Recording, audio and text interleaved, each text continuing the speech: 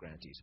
So on that note, I'm very pleased for a panel that I'm quite looking forward to look at some of the considerations around what happens next. As I mentioned briefly yesterday, MOOCs, in spite of all their glory and wonderment and betterment of humanity, that's not the end game.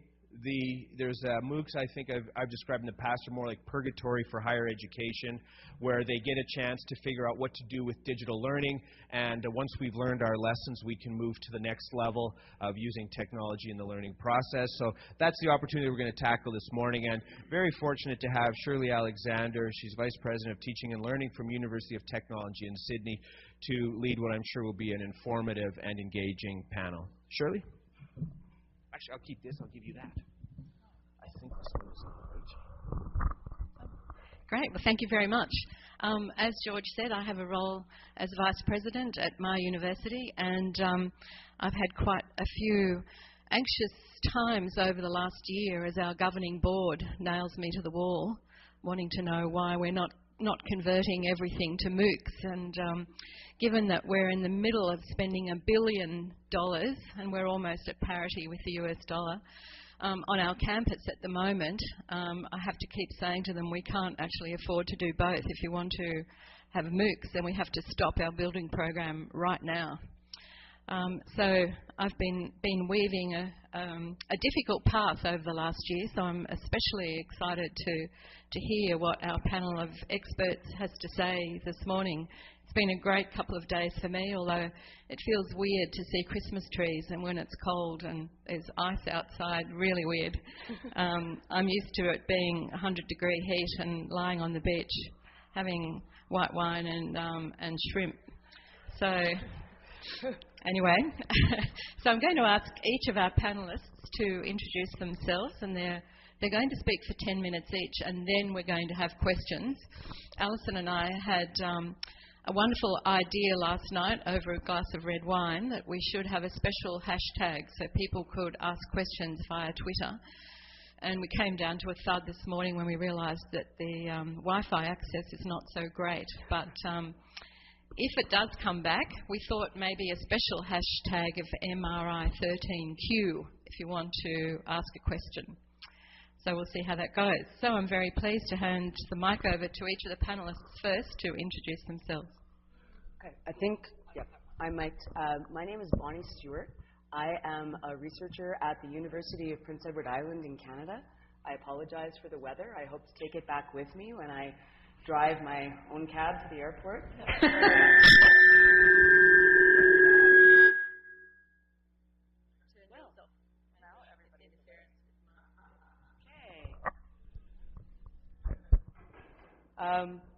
Yes. So I'm from the University of Prince Edward Island, Canada.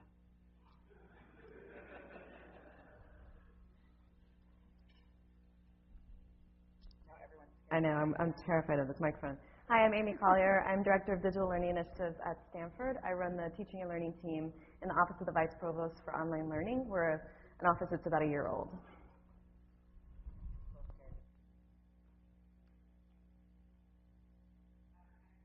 Oh, is it working? Oh, yeah. Okay. I'm Tanya Joosten. I'm the director of what's called the Learning Technology Center at the University of Wisconsin-Milwaukee.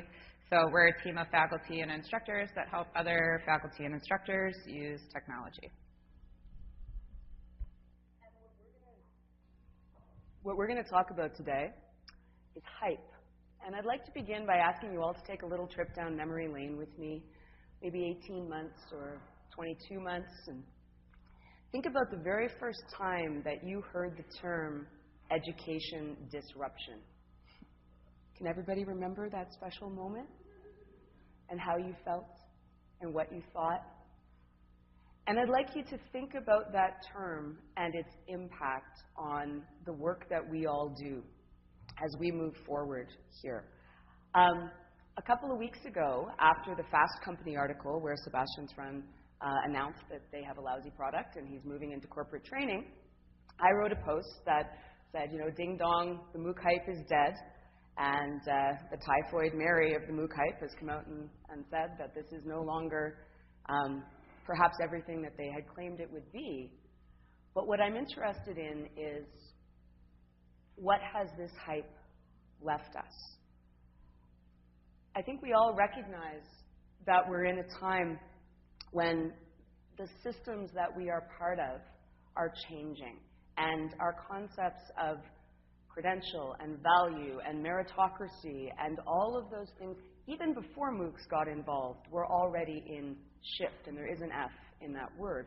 But what I think that the MOOC hype cycle has done is created this situation where, at the end of the day, 2 years in, we have two solitudes, essentially, in the public conversation about MOOCs. And on one side, I was in a presentation yesterday by Scott Bulfin, I believe, from Australia.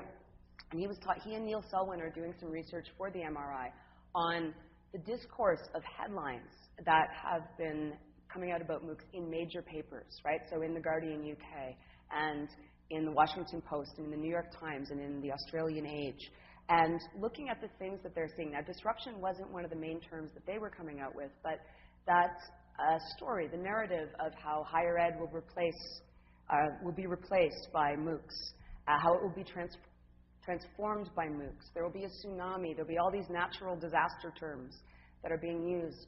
And the big emphasis is it's free.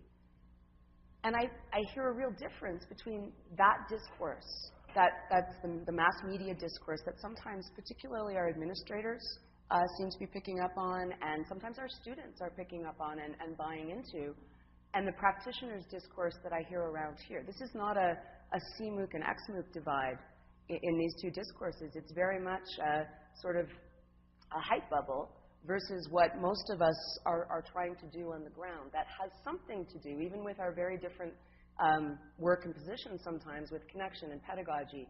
We're talking a lot about MOOC wrapping and using MOOCs in ways that are fit to the purpose of specific institutions.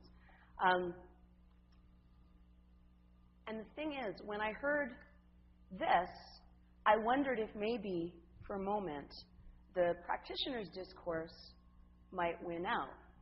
But I do think that the MOOC hype has opened up a certain Pandora's box of released a number of things into the education conversation that were not necessarily dominant before. I think that the education is broken refrain has become one that is no longer going to bubble under the surface, that we, in the work that we do, need to be able to address. I think that MOOCs have created a conversation around the idea that maybe massive student debt is not something that is tenable, that there need to be free options or less expensive options. The unbundling has been shown to be of great interest. And as George spoke on Wednesday, when some of us gathered for some discussion, we may need to rebundle in unfamiliar ways as we go forward after this MOOC hype. But the unbundling is a piece that there are a lot of vested interests in figuring out ways to unbundle what we do. And those tend to be tied to a discourse of solutions and techno-solutionism. And here's a product that you can take out of the box that's going to fix everything. And that ties to a very real decline in public funding that's happening for all of us. But one of the good things that I also think has come out of some of the MOOC hype is a real openness to online.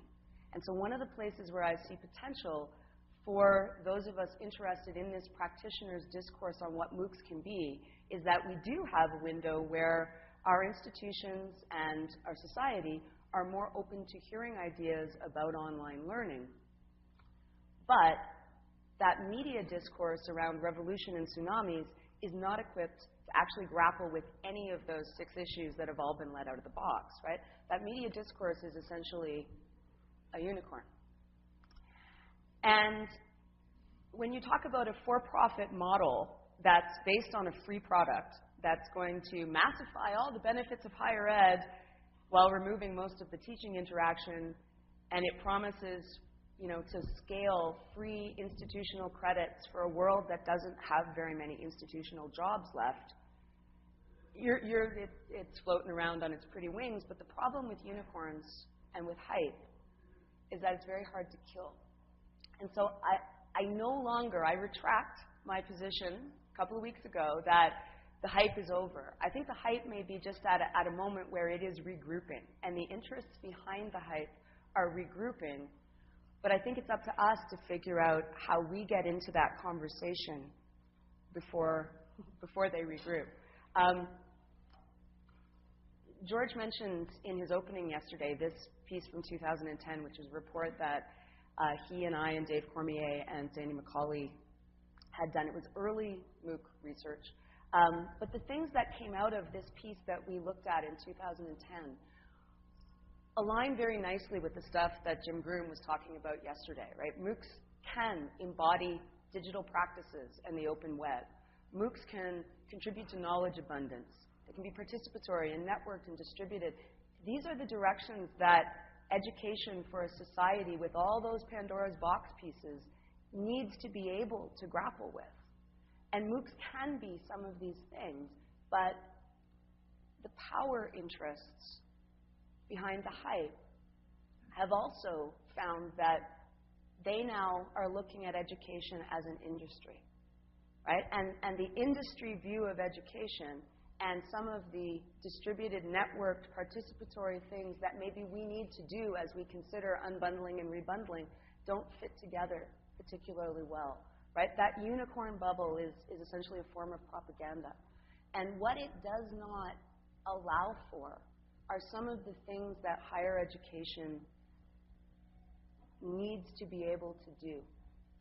There was a piece in Slate earlier this week by a colleague of many of ours named Tressie McMillan Cotton. And she was pointing out that when universities, if universities begin to look at students as customers only, then we will not be willing to make people uncomfortable. We will not be willing to push people to think outside of the very established, stratified power relations that we have. And so if you want to talk about structural racism in a country or in a culture, you won't be able to do that in a university that doesn't want to make people uncomfortable, right? If you want to teach people to change the world that they're living in, you're going to have a hard time doing that in a higher ed culture that's afraid of making its consumers uncomfortable, that wants to sell them free disruption in a for-profit model. So what I'd like to push for, that hype, those power interests behind it, it'll come back. And I think the challenge that we have is to consolidate some kind of vision so that the people with decision-making power who have been trained now to expect unicorns and tsunamis and comfortable, if ridiculous, techno solutions that come out of a box, we need to be able to take our practitioners' discourse about what MOOCs can be and actually consolidate that in a way that they can see and hear and understand. We need to get into the conversation.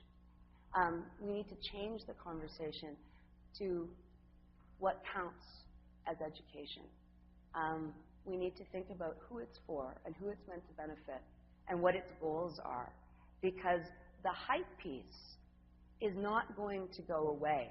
We, as higher ed, are now an industry in the view of many people with a great deal of money.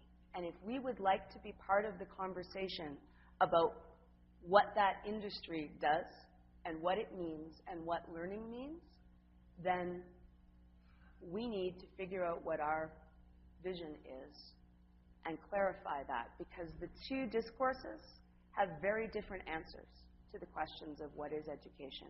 And I think ours are important and need to be part of that conversation. Thank you.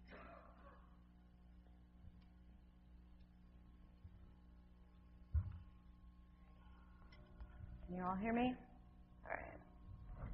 When we first started talking, when the three of us first started talking about what we were going to do at this panel, we kind of joked, we're all kind of social scientists, so we joked that Lonnie would be talking on the macro level, I would tackle the meso level, Tanya's going to talk on the micro level. We actually are going to kind of do that. And partly because as a social scientist who has been working in online learning for a while, I actually am really interested in this notion of communities of learning and how they intersect with each other. And so I want to talk about that in light of MOOCs. My area of research before being in online learning was narratives of individuals and communities within expat communities and how they talk about their experiences. So I think it actually fits with this narrative a little bit. But anyway, My interest in the intersection of communities of learning and how they relate to MOOCs is that I feel like MOOCs provide a really interesting opportunity for communities of learning to intersect. When you have these, when you leverage the potential of the web, you have the opportunity for communities of learning that look very different from one another, that are either formal or informal, that are small or big, or that are online or maybe face-to-face, for all those different kinds of communities to interact in really special ways. And yet, at the same time, when I look at what's been happening in MOOCs up to this point, I guess more recent MOOCs, I should say, I don't see that actually happening very much. And I think there are a couple of reasons for that.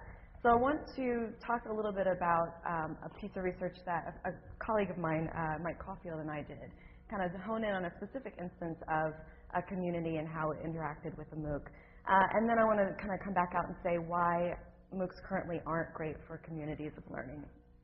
So specifically, I'm going to be talking about an instance that Mike and I wrote recently in an ERO article. So if you want to check out a little bit more about what I'm talking about, you can check out the article. But specifically, we are talking about, we started to interview groups of people or groups of communities that had been using MOOC environments and MOOC content a lot of times as part of a local learning community at a university. So Mike and I talked to 4 or 5 different professors who had used MOOCs as part of their local learning community content or part of maybe a flipped class or something like that.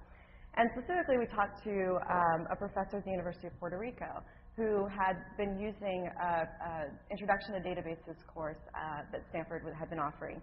And she essentially contacted Stanford a while back and said, hey, look, you have this Introduction to Databases MOOC that's on your open source platform, Class2Go at the time. And I'm teaching an Introduction to Databases course starting pretty much at the same time. I'm not a databases expert. This is not my area of expertise. I'm actually an expert in something else. Can I use this MOOC as part of the content for my local learning community? And then I'll build around that specific activities, specific experiences for my own students according to what they need. And we said, yeah, absolutely, you should do that. And can we talk to you and find out from you how it went? And so that's what we did. And we interviewed, we did surveys of her students. We looked at data from her students interacting in the environment. And we talked to her and found that while on the one hand, some things worked really, really well, that she enjoyed the opportunity to develop specific assignments, to put her creative time and effort into developing really interesting activities for her students to do while they were together in class. And she felt like the MOOC kind of liberated her to do that because she wasn't focusing on what's my next lecture and how do I sequence this content in certain ways.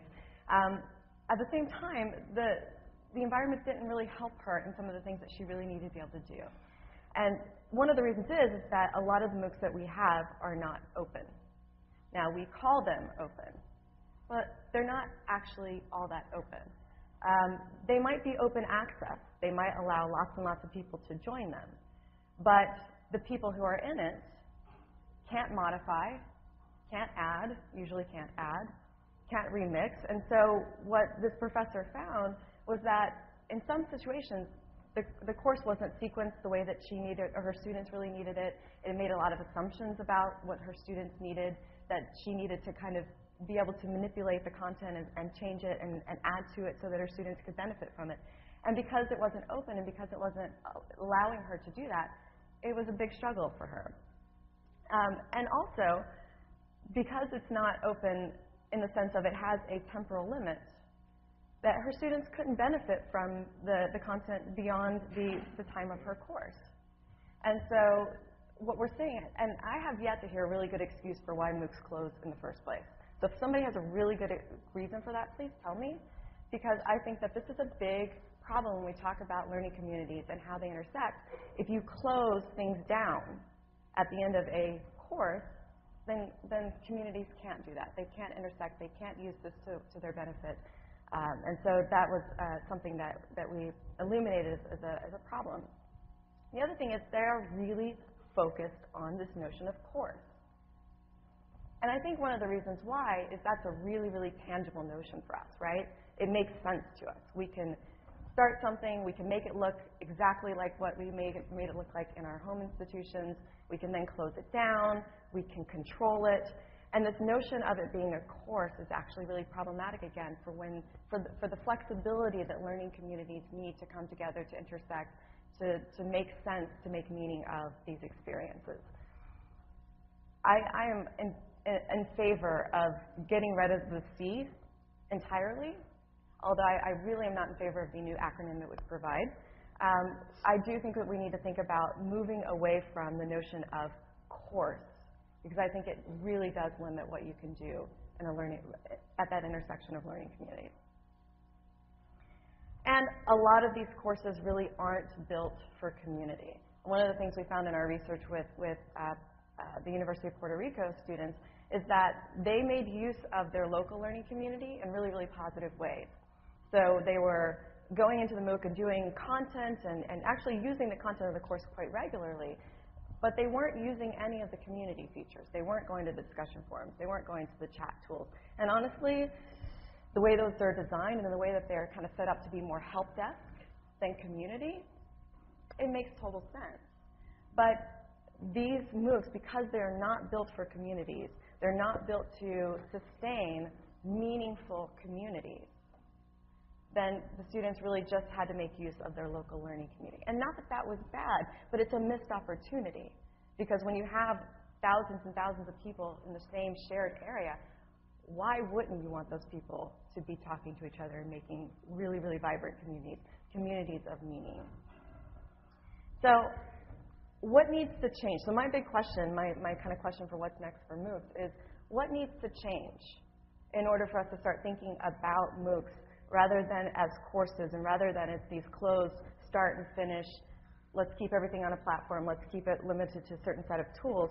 What can we do to actually make these environments communities of learning that intersect in really, really interesting, uncontrollable, powerful, meaningful ways? That's a really, really important question to me. I hope that we can start to have the dialogue to answer those questions. I think we need different people in the room than sometimes are actually in the room when we have these conversations. I think we need more instructional designers in the room. I think we need more instructional technologists. We need more teachers. And by gosh, where are the students?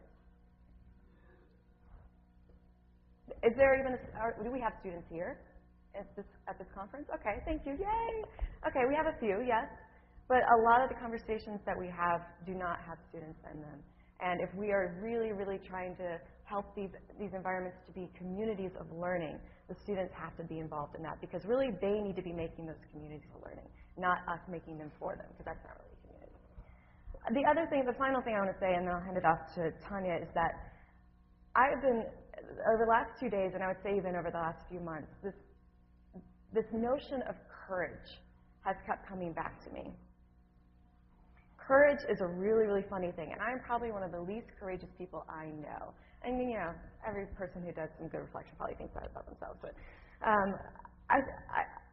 I think that we need to think a little bit more about courage. I hear a lot of hope around MOOCs, and I hear a lot of hope around what higher education is going to be. And I think we need to move away from this notion of hope, which is passive and allows us to defer power. I think we need to take on a rhetoric of courage, or not a rhetoric, I think we just need to take on courage. I think we need to be courageous in saying, no, it's not courageous to go sign up with a platform and offer MOOCs just because everybody else is doing it, and because you don't want to get left behind, or because, you know, it's just the cool thing right now. No, that's not courageous. I want us to have the courage to not let MOOCs be the answer to our questions about access, about equity, about cost, and about the value of higher education, because MOOCs aren't that answer. And we need to have the courage to say that. And as Bonnie said, MOOCs are not the unicorn. So what I think we need to really focus on, yeah, they're not the unicorn, is courage to not force them to be the unicorn, to not let them be. and to really work on changing that dialogue, because I think if we don't take that action, other people are going to make that dialogue for us, and that's a shame. I think some things are just too important to not have courage, and this is one of them. So. That's great, Amy. We actually had, at my university last week, we gave an honorary doctorate to Aung San Suu Kyi, and she gave an address, and the theme of it was, there's no point having hope without endeavour. So that ties in nicely. Tanya. Yeah. I'm going against the grain by not having PowerPoint slides, and just sort of talking a little. You know, the title is like, well, at the end of the day, I'm not a fortune teller, so I have no idea what's coming up next. And George made it very simple for us. You know, what are you really excited about, and what are you sort of freaking out about? So I was like, okay, I can do that. And that's very interesting, you know, coming here with some ideas about what I was going to talk about. But I'll tell you, the last few days, you know, it's really clarified some things, and I more want to share and those reflections that I have and tie in a little to what Amy and Bonnie have said. You know, so I am a little bit maybe more on the courageous side, because I just spent the last couple of years convincing my university not to do MOOCs, and trying to put lots of barriers up, you know, like making them think why they would do MOOCs, you know, telling them maybe we should make this a part of our strategy, or at least see where it fits in our strategy, you know, before we run off and allocate a lot of funds that could be used for other great things that we know actually work, to do MOOCs, hoping that, you know, we'll end up in the New York Times or Chronicle or something like that. So far, I'm successful. So it's even more odd that I'm here talking to you all, since I don't MOOC. But one of the things that I am really excited about when, as we're talking a few days, or that all of us that are here, is one of the things is that it definitely gives us momentum for more of the open movement. Jim talked about this idea of open pedagogy. So for the first time, we've actually ripped the roof off of the school, and we can actually see what's going on in the online classroom or in the virtual classroom. And that before was a little bit of a challenge to do. So, and it's also nice that we're able to facilitate and sort of examine this organic nature of learning for the first time, in such, with such large masses and so forth. You know, I'm just really excited as somebody who's done, you know, been an online teacher for 12 years and has spent the last decade trying to launch online programs at my institution, at my system, and participate in this national dialogue about online. I'm just really excited that folks are actually talking about online learning from all sorts of disciplines, and that researchers are talking about online learning, because it's something that there hasn't been enough talk about. You know, for a while, I think it was almost a dirty word. And so it's very interesting, you know, when online learning first started, lots of institutions took the direction like, we're going to put it over here in our School of Continuing Ed, or we're going to put it over here somewhere as a professional development thing and offer a lot of certificates, but we're not going to really make it a core part of our institution's mission. And then later they're like, oh wait, come back over here. We need you as a part of our core institution way that we serve our students. And I sort of see that with MOOCs, right? So MOOCs aren't really part of any institution's strategy to educate their students. It's sitting over here. It's a way that you know, people are going to get some professional development, or we're going to put some knowledge out there. And I've said this so many times, but it is like deja vu and the black cat and the matrix is changing. But I think I've been here before, because this is exactly what we did over a decade ago with online learning. We tried to put it out there. We didn't want to own it. We wanted it to be, you know, somebody else's, you know, and then years after that we realized, oh, maybe from the beginning we should have made this part of our institutional strategy. So I'm just really happy that people are talking about online learning, that we're going to get a chance to learn more about online learning behavior, and that we're going to get a chance to understand more about online course design. You know, specifically, you know, we have research that's taken place around online learning, but not nearly enough, and it's not got enough funding, and it's not gotten enough attention. And so if we, you know, and obviously MOOCs is getting lots of attention and lots of funding, and lots of different folks are interested, you know, from other standpoints, but I'm more interested in the researchers and the instructional folks And so that we can look at what's being done in MOOCs and better understand how people interact with content, maybe how people interact with each other. And this can inform all of our online course models. The other thing that it teaches us about course design, when we look at competency-based models and we look at MOOCs and we look at traditional online and we look at traditional face-to-face, at the end of the day, shouldn't it all be competency-based? And so, lots of folks have been saying that for years, like you should have competencies and learning objectives, and people are like, yeah, I'll see about that. But I think this is an indicator more than anything that we need to have that framework, especially when we are talking about possibly giving folks credit for participating in MOOCs at some times, and how do we gather documentation or evidence that they've actually learned anything in these sorts of things, and what did they learn, and how do we build transparency and share this? So I think we're already learning something. And when we talk, too, about online course design, thinking about creating content that's going to be reusable and remixable, a little what Amy was saying there. And a lot of times, just traditionally in institutions, we want to lock it all down, right? We want to shut the door and we want to have a class and we don't want anyone to know what we're doing and it's my intellectual property and I'm not going to share it. And I'm not going to allow you to remix it or reuse it or reshare it. So just the fact that we're having a dialogue about this, about getting content out there, about sharing knowledge openly, about open pedagogy and these sorts of things.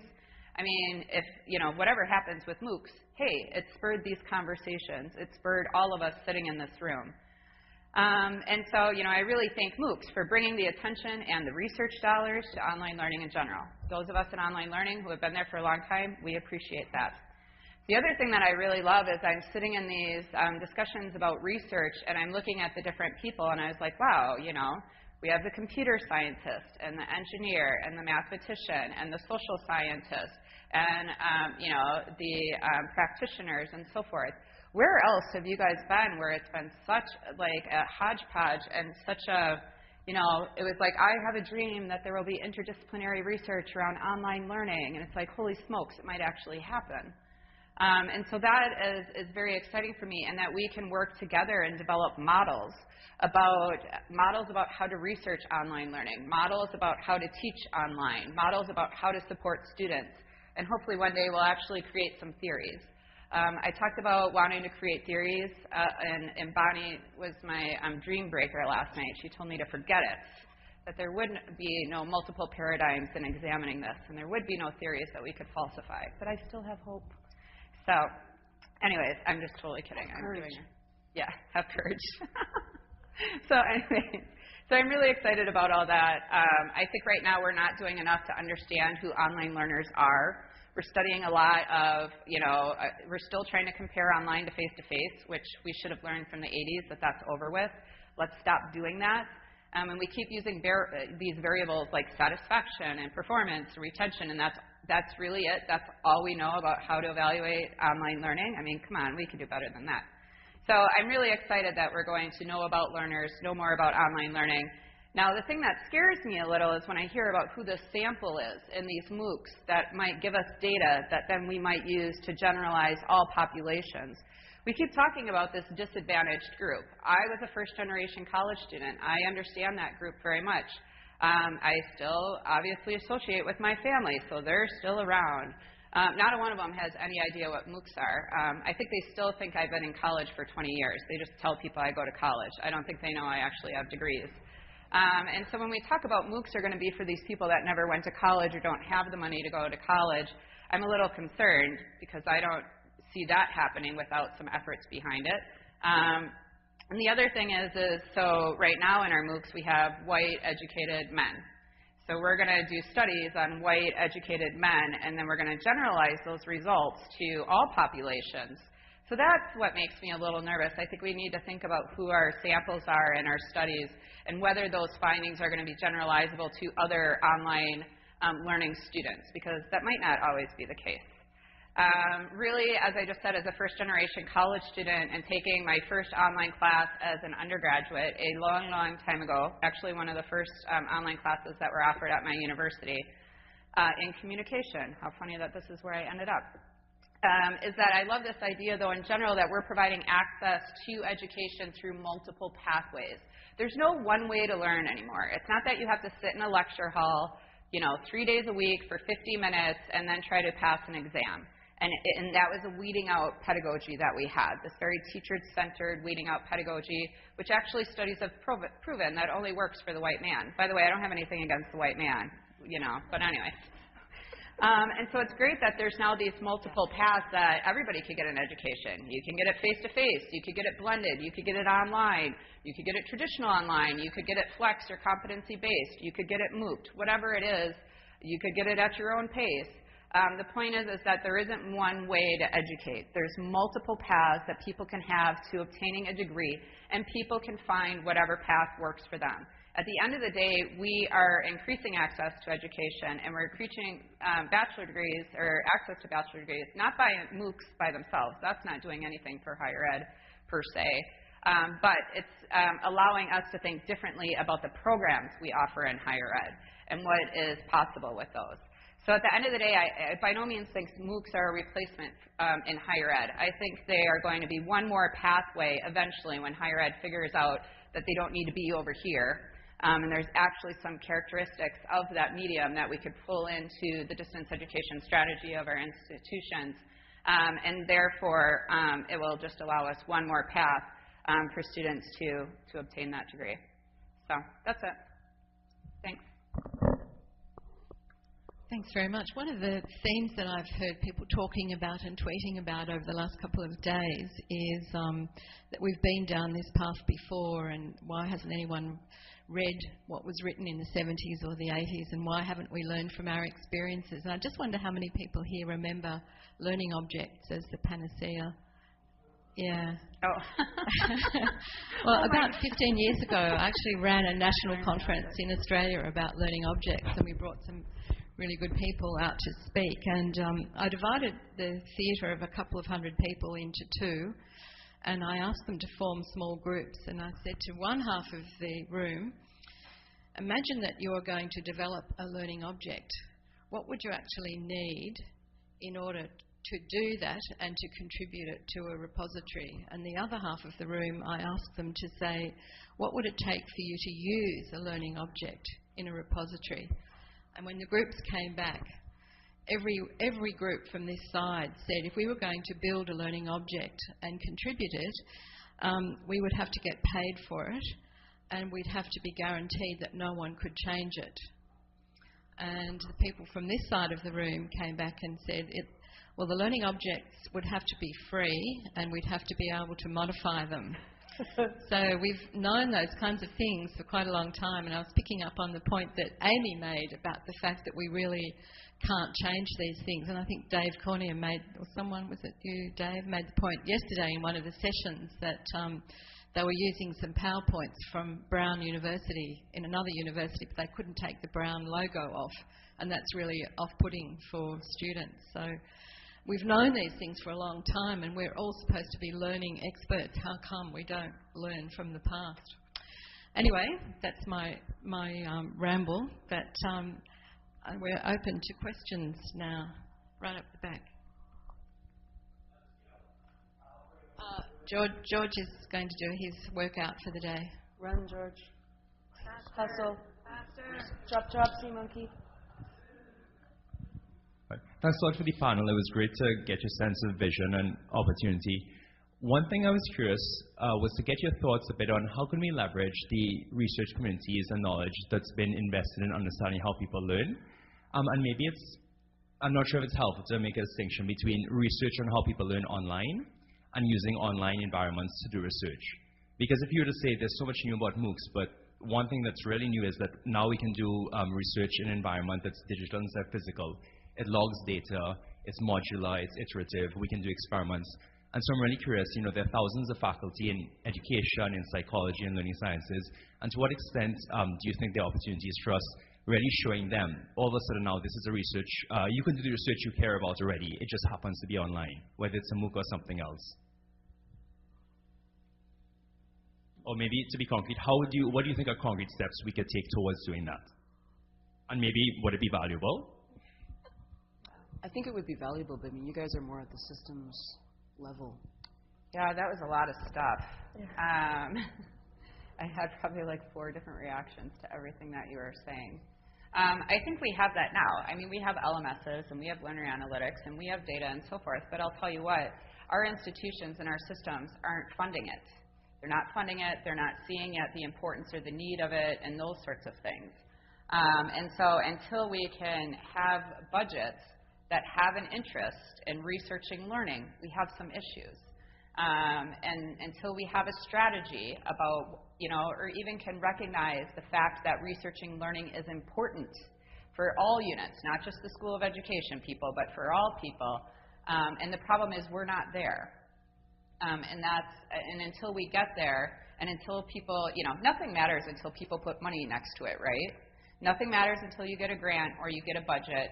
Then you're like, oh, people actually listened. I got a grant. I got a budget. It actually matters. I mean, don't buy that, by the way. But anyways, and so, until we actually see institutions taking approach, to invest in this, then we're sort of stuck. So I'm hoping, in part, for me, when people see MOOCs and grant money going to support understanding the research around understanding MOOCs and learners in MOOCs, then rather than us running off to do a MOOC, please give me some research dollars so we can actually examine our own online learners. If that's sort of my perspective.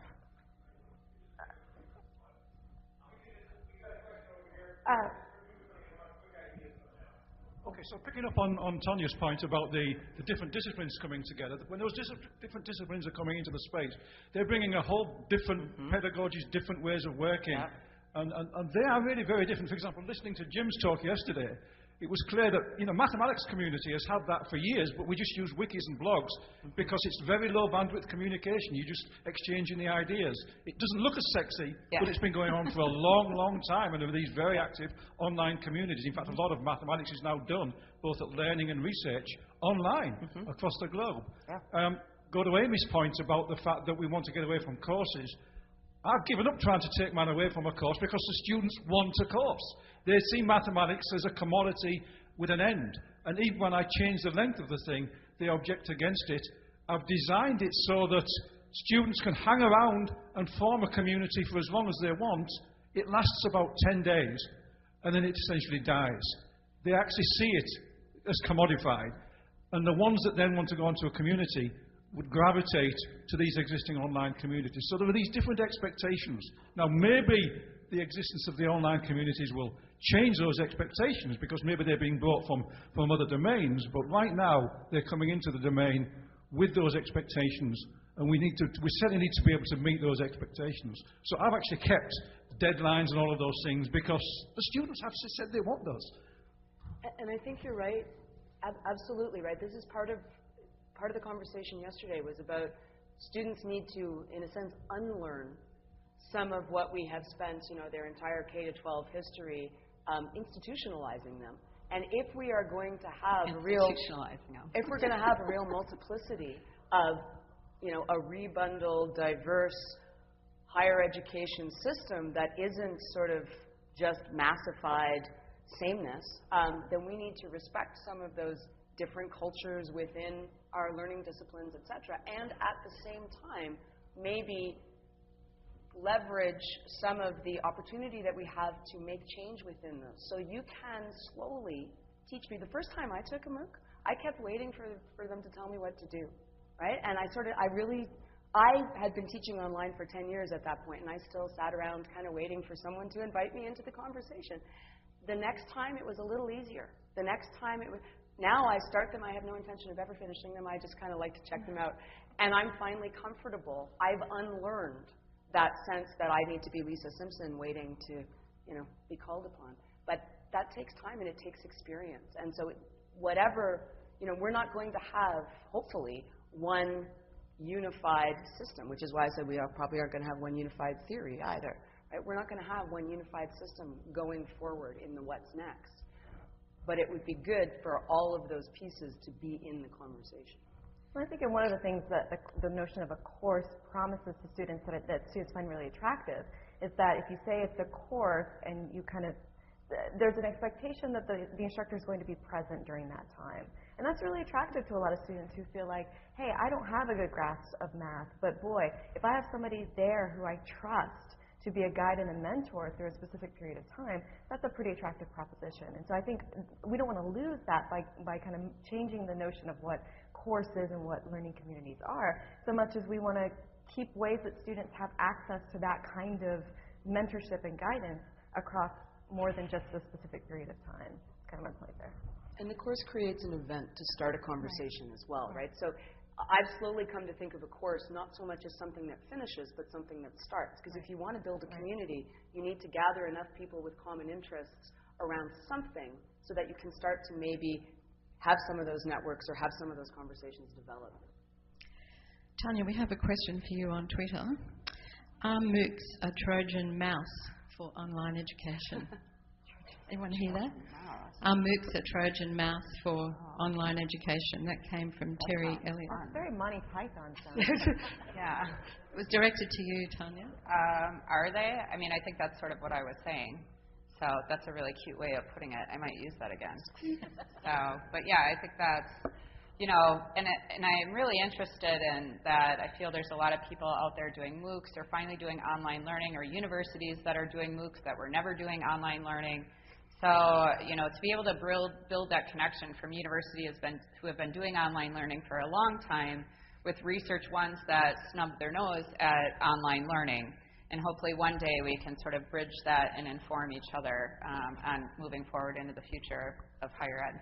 I mean, that's the big thing here, right, is that we're actually discussing the future of higher ed. And that's something that sometimes we don't even do enough discussing.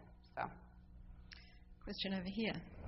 Hi, my name is Jenny. I'm kind of maybe unusual in this group. First generation also, so I really resonate with that. I'm an executive director of a new Canadian startup for MOOCs, and I have no business being one, according to, you know, old paradigms.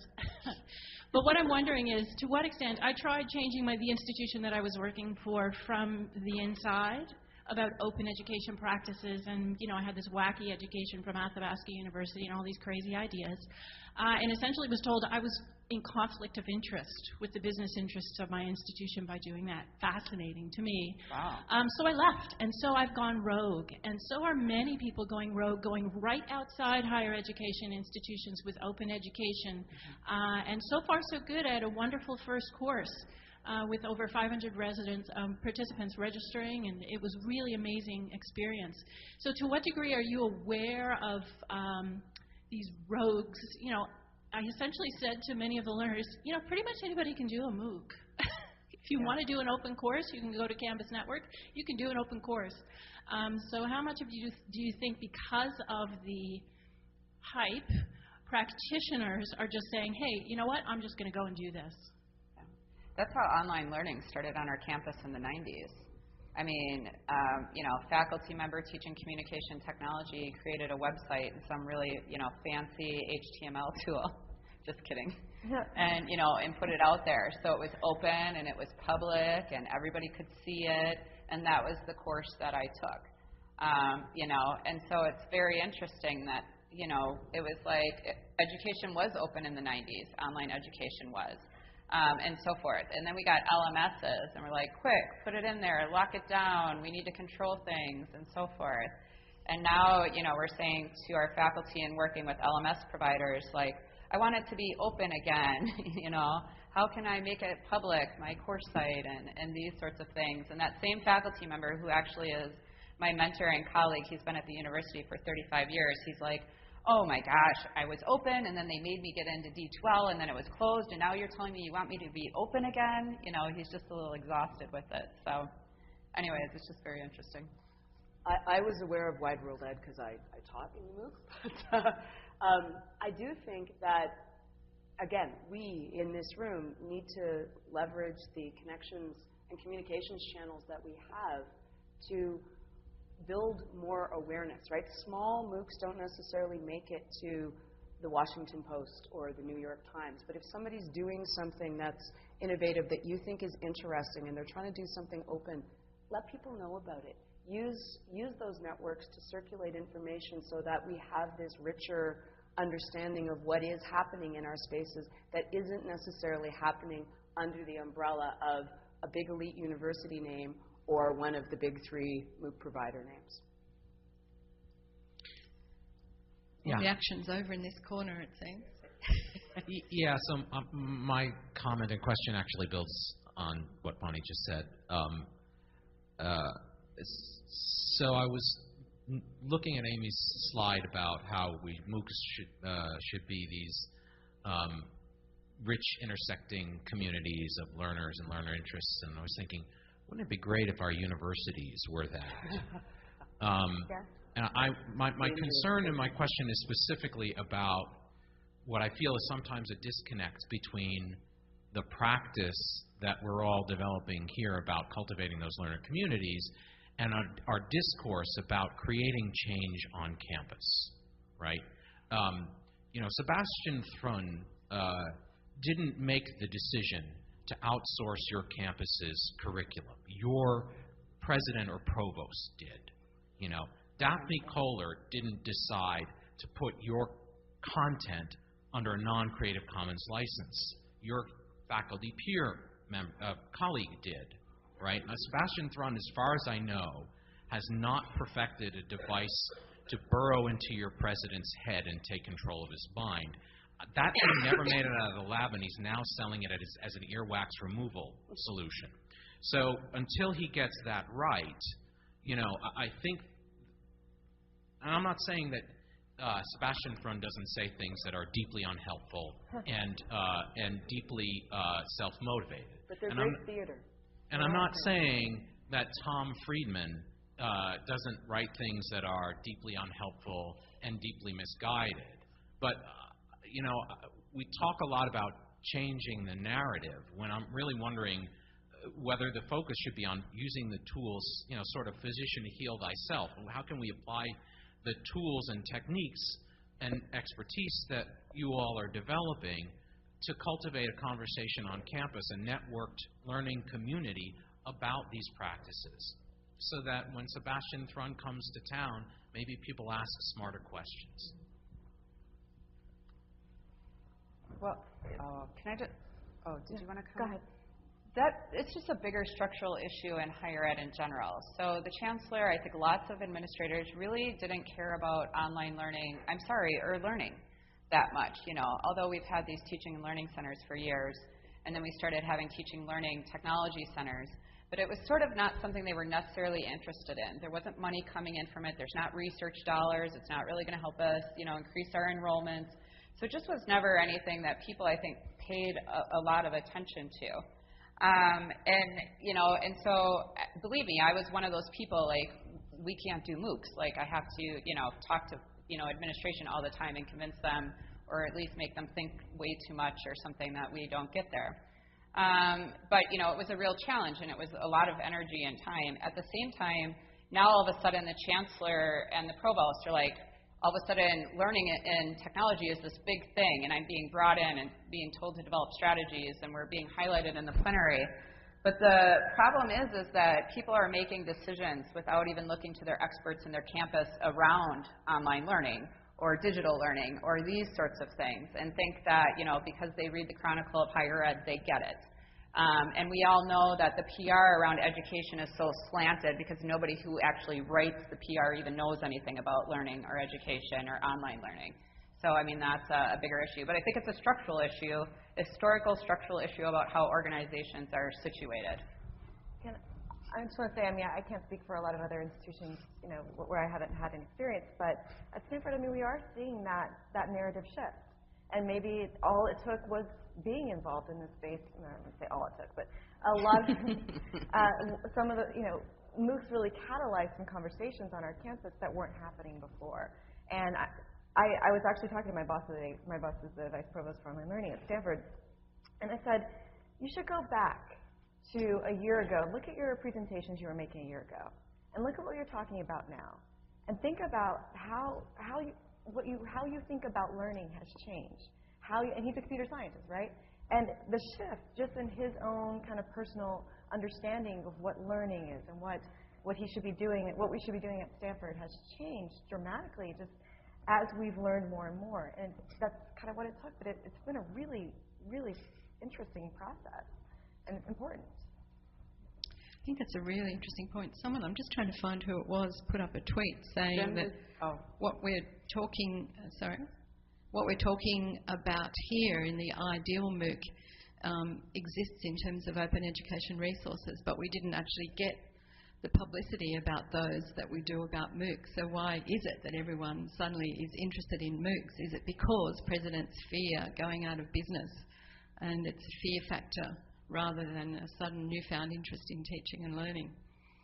I think it's the New York Times. Like, I think that we cannot underestimate the power of major media channels to bring things into the conversation, into the public eye, and so that's why my message is we also need to try to get into that conversation where we can. But I think what I'm saying is, in some ways, the fear factor is working on our side because it's making people interested in teaching and learning for the first time. I mean, any rhetorician will tell you fear is the most powerful thing to get people to do something.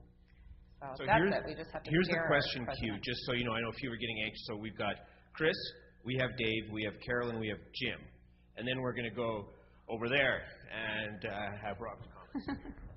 Thanks, George. I took exception to this statement about white educated men for a couple of reasons. Really? We're white educated women up here. And why possibly would that be an issue? I wanted to focus actually on the educated part because I don't actually understand the problem. To me, MOOCs, one of the beautiful things is that we've achieved in some ways a method of taking the institution and involving them in lifelong learning. And that's something we've been chasing for 30, 40, 50 years with our distance ed and our extension division programs and so forth. And MOOCs, with their huge numbers of people who already have degrees, seem to be actually the golden egg here. And I don't see that as a problem. I don't think it's a problem at all. I think, though, if we're coming out with the mission and saying MOOCs will educate the world and the disadvantaged, and we're going to bring up the poor now because there's MOOCs or people that can't afford education, I think that is a little bit of an overstatement. So yeah, that's what MOOCs are actually doing is great in terms of lifelong learning. Yeah. What MOOCs are being sold as frequently is, look at this poor child in India to whom we have given an education, or MOOCs will replace conventional higher ed. And conventional higher ed has a public good purpose that MOOCs do not necessarily have the capacity to stand in and deliver. But who's saying this, actually? I don't see this being said nearly as much. Like Sebastian Thrun isn't saying this. Stanford. Oh, no. Sebastian, I think, has said that. I mean, that was one of his initial points. Well, he said he retracted it, but I'm saying. Daphne Collier talks a lot about the anecdote stories of people in other countries who are being given the opportunity for education that they didn't have. And a lot of the funding comes with that caveat that, this will educate the world. So we had that issue when we were approached to do a freshwater MOOC for the School of Freshwater Sciences. And my question was, how does this help our students? And it was like, well, no, but it can educate people in Africa about water. I'm like, okay, well, if we're going to move resources from our own students and providing them good learning experiences and move it over so that we can, provide education maybe to the folks in Africa about water, we just have to think more strategically about where are we going to allocate our resources if it's going to drain from public education needs to something else. Dave has the microphone. I will admit to being slightly conflicted in my feelings about the word MOOC. And I do have really strong feelings about MOOCs being community generators, not communities themselves. But one of the things that I've seen happen in this word's life over the last 5 years is that it means lots and lots and lots of different things to different people. And one of the things that I've been mulling over in my head the last couple of days was, would it actually be, let's put it this way. Imagine you had magical powers at this front table right now, and you could totally define the word MOOC for the whole world. Define it. Do you think that would actually be useful in this discussion to clarify what we're trying to do? Or is the muddiness of the word actually its power? I think the latter. Yeah. I think I've heard people many times say it's a polluted word, it should go away, and it maybe should for the things that broadly this room is trying to do, because I think that many people's understanding of it is that New York Times discourse version that is all tsunami and all revolution all the time. But the fact of the power that that has opened the conversation to the rest of what a lot of us want to do. The question is, my question, can we get into that conversation enough to begin to diversify that meaning in the minds of the people who have decision-making powers? I would be worried about any attempt to really, really solidify what a MOOC means, because I fear who would be the people who get to decide about that. I fear that. I think we should define the pedagogical models that are facilitated by MOOCs. And I think we should identify the different technologies that are used to facilitate the pedagogical models in something that's called a MOOC. But beyond that, I think let's just go with the muddy. So. Hi. One of the questions that I was thinking is, why now?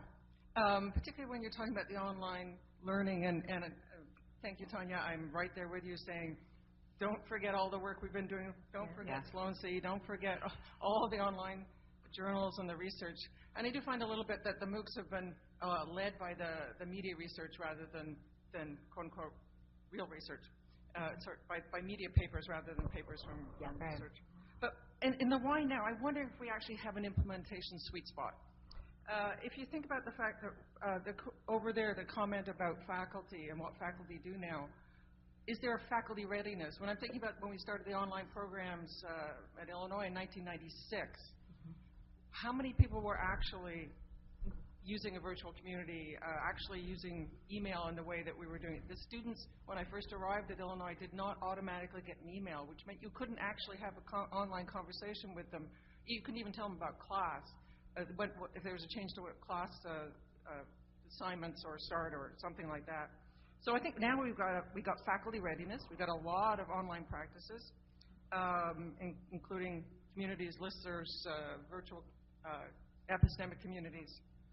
We've got next-gen students, and some people dismiss that and say, well, they're not really all next-gen, but boy, the heck they are. They've got their devices. They've got the devices in hand. They've got the mobile devices in hand. There's few who get to the university level who aren't that conversant with it, even if they don't have their own devices. So we've got the students who are ready. The technology's ready. Well, again, when we started online learning, you didn't have Wi-Fi everywhere. Well, some hotels still don't have it. Yeah, we still don't.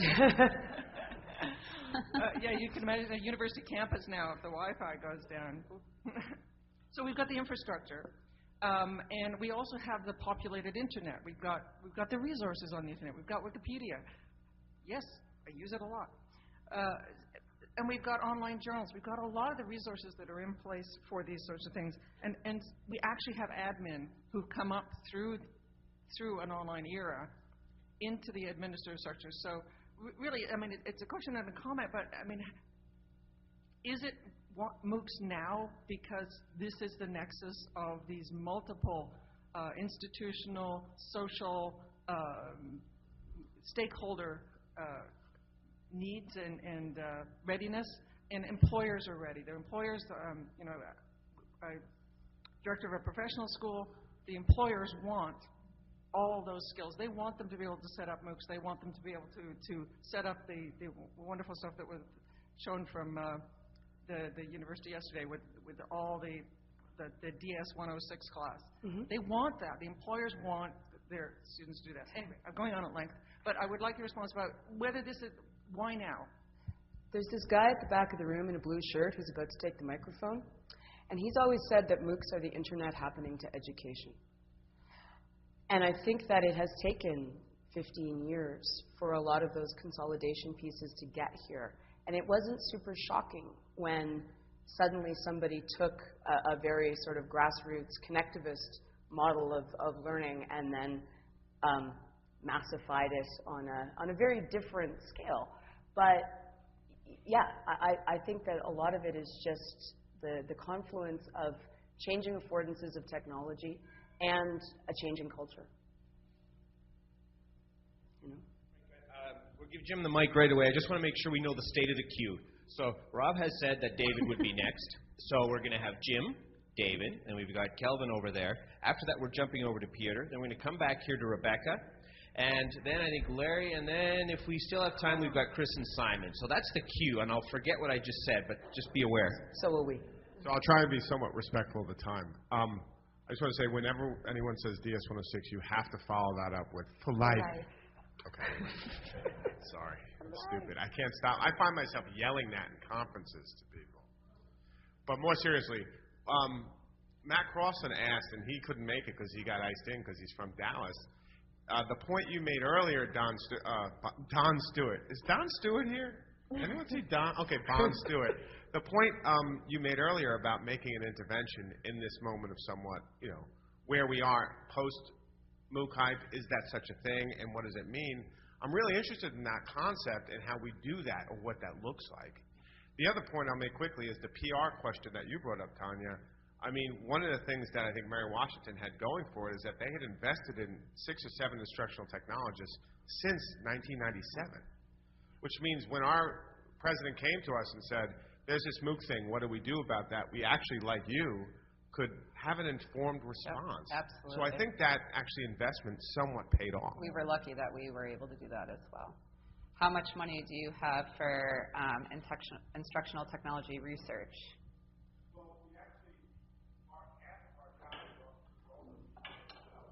Okay.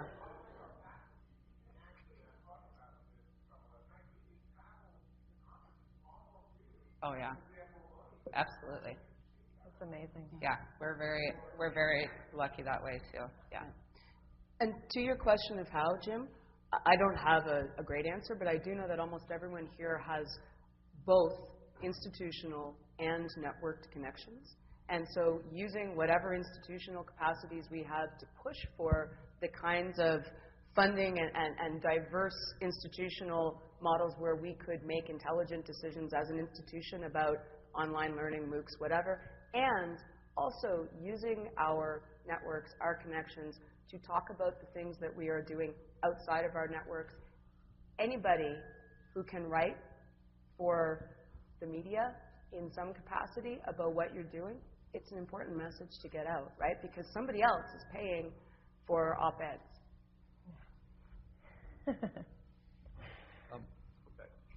So I have kind of couple questions. Sure. But in a sense, they both involve money. And that is, as you look ahead and this bubble, PR bubble deflates, then a lot of stuff is really driven by money. Yes. And so, first of all, what is the incentive of the universities to keep putting out these MOOCs and to encourage their faculty to put out these MOOCs when 2/3 of the people are not even in the United States? Okay.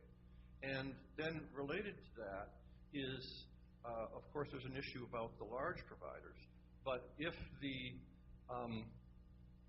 at some point there doesn't seem to be much financial incentive to centralize the data and to be so that people can do research on it, which I think a lot of us are really driven by. Yeah. And so how do you see the financial considerations impacting, first, the universities supporting, continue to send out MOOCs to the world, and secondly, where is there the incentive for anybody in this chain to actually do something in a way that is conducive to research? You and I have very different places that we're coming from in terms of this, because for me, I'm at a very small institution, and Coursera is not actually knocking down our door. So the incentive to put out something big for the world is not where I'm located. I'm located in a place where we might use the capacity to do networked online education to reach potential students, to retain potential students, to support and scaffold a structure where our potential students might gain value from that. Whereas we're probably not going to be, delivering math to some far corner of the world. But you're at an institution that is in that game. Yeah, I think the motivation is maybe, well, higher ed broadly, we'll put it this way, has here in the United States has benefited from lots of funding from the government to be part of a public good related to the U.S., right? To grow the citizenship, to be a public good for the U.S. And now that it's becoming this public good for the world, I think a lot of people are kind of reconsidering what is that role of government funding? Why are universities putting money to this? This is a huge question, so I don't think it has a simple answer. But for Stanford, I think for us the motivation has been that this is something that we want to learn from. I think we have a lot of opportunities to find out a lot of things by experimenting with different ideas, putting them online, seeing what happens, what works, what can we play with, So I think a lot of the motivation's been around that, and less kind of focused on what is the financial impacts that this might have on the university immediately. And honestly, we're quite lucky to have that privilege, quite honestly. And I know a lot of universities feel different pressures related to MOOCs and finances. I'll be cynical too and say there's a lot of brand stuff around, particularly the bigger MOOCs, and sometimes there's a consolidation of big university name and big MOOC, and it makes for a big brand awareness, and that probably does have some financial benefits in the large view. I totally don't know who's next. I don't either. So what's the financial incentive for people to support research, actual detailed learning? Because you can improve learning at your university. Yeah.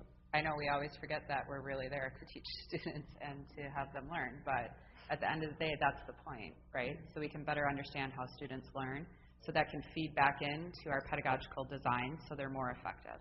I mean, that's what I see it as. I don't know. So, I don't know where the mic went. Yeah, hi everyone. I just had a quick question. So on November the 11th, there was an announcement made by Carnegie Mellon about the Global Learning Council. So their attempt to work with other institutions to create standards to guide online learning quality. And there was on Twitter and talking with other colleagues, it seems as if there's this on the surface it seems like it's an interesting idea, but I'm not sure if the right if certain groups will be around the table that need to be around that discussion, like Quality Matters, Sloan Consortium, WCET, EDUCAUSE, other groups. So I just wonder, if anyone has any recommendations about how we can actually have that, more of a discussion around the future of higher education, as you mentioned, and so that no one is left from the discussion, because I just think that we're still very siloed in our approach in terms of, framing that vision. And sometimes it's not about like Coursera versus, higher ed. It's just, Harvard wants to do their thing, Stanford, you guys want to do your, and that's good, but it doesn't seem as if we're as coordinated as we need to be. So I'm just curious about, what can we do to be more coordinated in our efforts so that when the public hears these types of announcements, they know that there's been a bigger dialogue with the right people. I hate to say right people, but... There's a big difference between coordination and standardization as well, and I'm always wary when you have very big names driving conversations to essentially create standards that people in other places, other institutions that will never get into that conversation, obviously they're not at that table. I don't know that we are at the point yet where many institutions are probably doing small-scale, their own version of online learning, and having Carnegie Mellon apply standards to that may simply not be appropriate to the context in which they're trying to teach or experiment. And they are still an institution, with their own students and understanding of the work that they do. So when I heard that news, I was a little surprised, I guess, at perhaps what was the problem that was trying to solve. I mean, I think the coordination is really key. How do we stay coordinated after this about lots of things? Like, how do we approach the research? How do we collaborate on this? How do we collaborate as practitioners? And Sloan Consortium was founded because the Sloan Foundation gave them a whole lot of money and said, go look at this asynchronous learning networks thing. And so it'll be interesting to see, what actually does happen if there's an organization, that's formed that's specific to, massive online education or these sorts of things, or if it filters itself into EDUCAUSE and Sloan Consortium and some of these other groups. A lot of that happens, though, from us, right? We participate in Sloan and EDUCAUSE and this, and hopefully in the new group. I don't know who's in the new group, what's it called, the Global Alliance? Yeah, so a lot of that is up to us being in those different venues and bringing sort of that cohesion. Yeah. But yeah, that's a great point. I don't think there's an answer, but it's important. Peter. I had a question about timing and the hype cycle. So Amazon was started in 1994, before most of us were on the internet, myself included. I first ordered most of the things that I get from Amazon this year. It took about 20 years to get there for me, and probably more years for most people. The big three MOOC providers are about 2 years old. All the platforms were built in a few months, and they were able to, in the case of Udacity, bring active learning, bring a lot of very clever domain-specific pedagogy to their first course. In the case of MITx and edX, constructive learning, mastery learning, tremendous impact on campus as well. Our rich data gathering, A/B tests, a lot of things, and there were a lot of things that there just wasn't time to do. So when you mention small groups, kind of real social, there just wasn't time to build that. Those are problems that in some cases we know how to build, in some cases it will take time to figure that out. But how do you see the statements that you made changing when we go from where we are today to where we might be in 5 years, when kind of low-hanging fruit of social crowdsourcing are addressed, where we are in 50 or 20 years, when there are really deep technological innovations? This goes back to the fortune teller piece.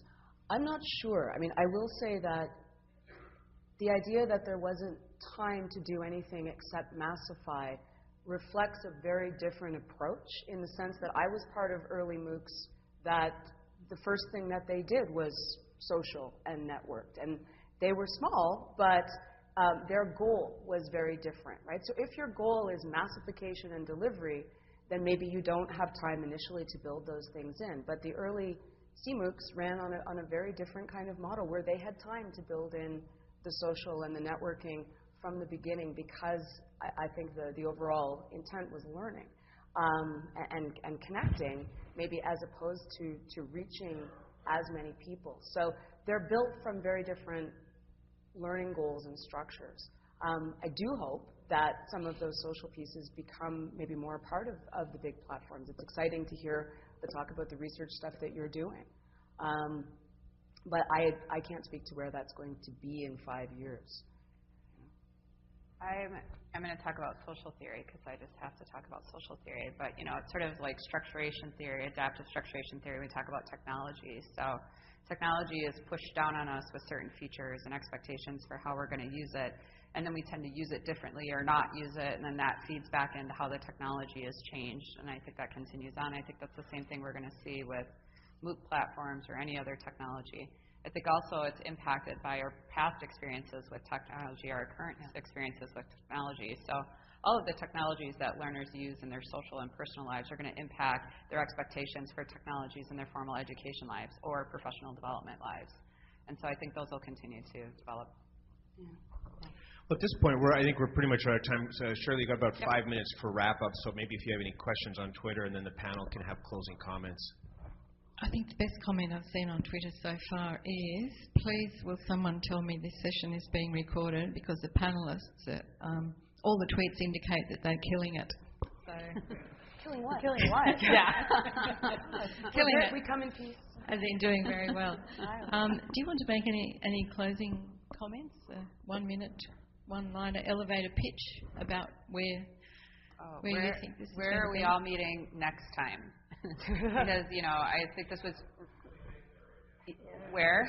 Come to Sydney. In Sydney, it's 90 degrees. Yeah, I really would love to not lose the connections with these groups and be able to be in the room with all of you to have this dialogue. And so I really hope that there is a way that we can all stay connected, I mean, beyond Twitter, of course, and have another event like this. Yes, someone else had a tweet saying, why are we asking where are the students? Because we're all students.